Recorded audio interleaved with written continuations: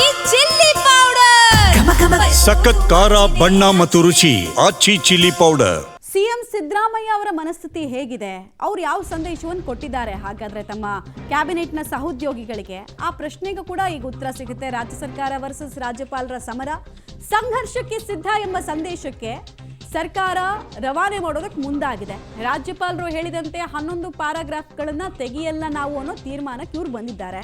ಅಧಿವೇಶನಕ್ಕೆ ಬರಬೇಕು, ಸರ್ಕಾರದ ಭಾಷಣವನ್ನು ಓದಬೇಕು ಅಂತ ಹಠ ಮುಂದುವರೆದಿದೆ. ಇಲ್ಲದೇ ಇದ್ರೆ ಸುಪ್ರೀಂ ಕೋರ್ಟ್ನಲ್ಲಿ ಕಾನೂನಾತ್ಮಕ ಹೋರಾಟವನ್ನು ನಾವು ಮಾಡ್ತೀವಿ. ಬೆಳಗ್ಗೆ 11:15 ತನಕ ರಾಜ್ಯಪಾಲರ ಬರುವಿಕೆಗಾಗಿ ಕಾಯೋದು.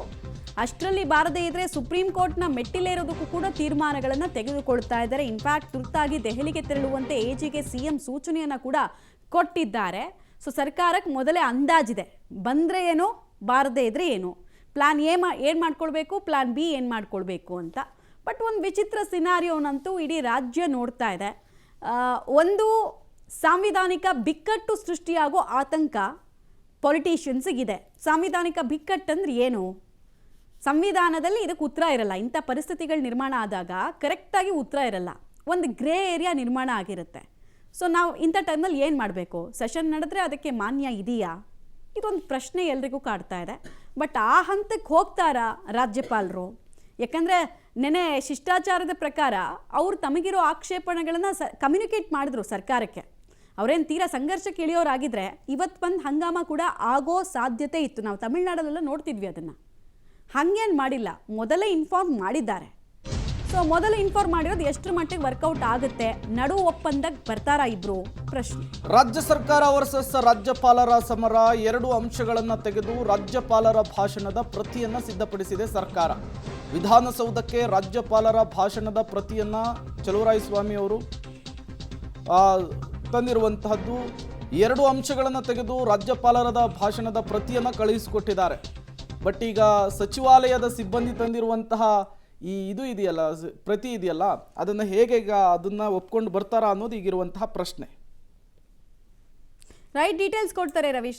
ಈಗ ಸರ್ಕಾರ ಮತ್ತು ರಾಜ್ಯಪಾಲರ ನಡು ಒಪ್ಪಂದ ಆಗಿರೋ ಸಾಧ್ಯತೆ ಎಷ್ಟು? ಬಿಕಾಸ್ ಕಾನೂನು ಸಚಿವರ ಬೈಟನ್ನು ಗಮನಿಸ್ತಾ ಇದ್ವಿ. ಅದರಲ್ಲಿ ನಾವು ಒಪ್ಸೋ ಪ್ರಯತ್ನವನ್ನು ಮಾಡಿದ್ದೀವಿ, ಕೆಲ ಶಬ್ದಗಳನ್ನು ಕೈ ಬಿಟ್ಟಿದ್ದೀವಿ ಅನ್ನೋ ರೀತಿಯಲ್ಲಿ ಒಂದು ಒಪ್ಪಂದ ಆಗಿದೆ. ಸಾರ್ಟ್ ಆಫ್ ಎಲ್ಲವೂ ಬಗೆಹರಿದಿದೆ ಅನ್ನೋ ದಾಟಿನಲ್ಲಿ ಇತ್ತು ಅವ್ರ ಮಾತು. ಬಟ್ ಪೊನ್ನಣ್ಣ ಅವ್ರದ್ದು ಕಾಂಟ್ರಡಿಕ್ಟರಿ ಇತ್ತು. ಸೊ ಏನಾಗೋ ಸಾಧ್ಯತೆ ಇದೆ?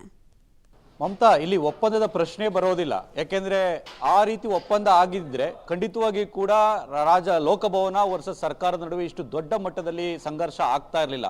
ಪ್ರಮುಖವಾಗಿರ್ತಕ್ಕಂಥದ್ದು ಕ್ಲಿಯರ್ ಕಟ್ ಆಗಿ ರಾಜ್ಯಪಾಲರು 2ನೇ ಬಾರಿ ಹೋದಂತಹ ಸಂದರ್ಭದಲ್ಲೂ ಕೂಡ ಅದನ್ನೇ ಪ್ರಸ್ತಾಪ ಮಾಡಿದ್ದಾರೆ. ಅಂದ್ರೆ 11 ಪ್ಯಾರಾಗಳಲ್ಲಿ ಕೇಂದ್ರ ಸರ್ಕಾರದ ವಿರುದ್ಧ ಇರತಕ್ಕಂಥ ಪದಗಳನ್ನ ತೆಗಿಬೇಕು, ಹಾಗಾಗಿ 11 ಪ್ಯಾರಾಗಳನ್ನ ತೆಗಿಬೇಕು ಅಂತ. ಆದರೆ ಇವರು 2 ಒಂದು ರೀತಿಯಲ್ಲಿ ಅಂಶಗಳನ್ನು ಮಾತ್ರ ನಾವು ತೆಗೆದಿದ್ದೇವೆ ಅಂತ ಕೂಡ ಹೇಳಿದ್ದಾರೆ, ಕನ್ವೆ ಮಾಡಿದ್ದಾರೆ. ಈಗಾಗಲೇ ಅದು ತಡರಾತ್ರಿ ಪ್ರಿಂಟ್ ಕೂಡ ಆಗಿರ್ತಕ್ಕಂಥದ್ದು ಆ 2 ಅಂಶಗಳನ್ನು ತೆಗೆದು. ಯಾಕೆಂದ್ರೆ ರಾಜ್ಯಪಾಲರಿಗೆ ಒಂದು ಬಾರಿ ಕನ್ವೆ ಮಾಡಿದಂತಹ ಸಂದರ್ಭದಲ್ಲಿ ಮತ್ತೆ ಆ ಪ್ರತಿಯನ್ನು ವಾಪಸ್ ಕಳಿಸಬೇಕಾಗತ್ತೆ. ಅವರ ಒಂದು ರೀತಿಯಲ್ಲಿ ಮತ್ತೆ ಅವ್ರಿಗೆ ಪರಿಗಣನೆ ತೆಗೆದುಕೊಳ್ತಾರಾ ಇಲ್ವೋ ಅನ್ನೋದನ್ನು ಕೂಡ ಕಾದು ನೋಡ್ಬೇಕಾಗುತ್ತೆ. ಹಾಗಾಗಿ ಪ್ರತಿ ಹಂತದಲ್ಲೂ ಕೂಡ ರಾಜ್ಯ ಸರ್ಕಾರವು ಕೂಡ ಒಂದು ರೀತಿಯಲ್ಲಿ ಎಚ್ಚರಿಕೆ ಹೆಜ್ಜೆಯನ್ನು ಇಡ್ತಾ ಇದೆ.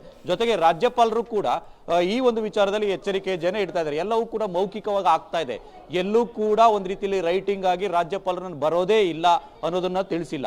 ಮೌಖಿಕವಾಗಿ ಕೂಡ ನಾನು ಬರೋದೇ ಇಲ್ಲ ಅಂತ ತಿಳಿಸಿಲ್ಲ. ನನ್ನ ನಡೆ ಏನಿದೆ ಅದು ನಾನು ಮಾಡ್ತೀನಿ, ನೀವು ಹೋಗಿ ಎಂದಷ್ಟೇ ಹೇಳಿರ್ತಕ್ಕಂಥದ್ದು.